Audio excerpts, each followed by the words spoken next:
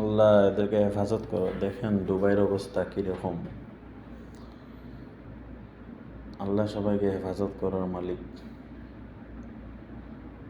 দেখেন মার্কেটের ভিতরে কত বড় মার্কেট, কিভাবে ভরে গেছে, গাড়িগুলো সব ভেসে ভেসে যাচ্ছে, কত দামি দামি গাড়ি সব।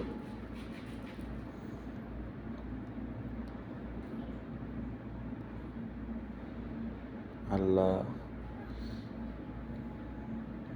মানুষ কি জন্য এই ধন সম্পদ নিয়ে এত গৌরব করে। দেখেন কোটি কোটি টাকার গাড়ি জলে ভাসতেছে।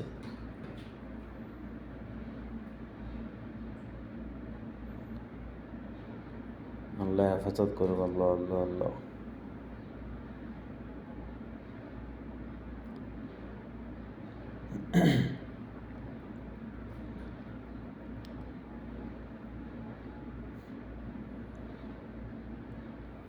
মানুষগুলো গাড়ি ঠেলে ঠেলে নিতেছে কিন্তু যাচ্ছে না। দেখেন গাড়ির ভিতরে পর্যন্ত পানি ঢুকছে।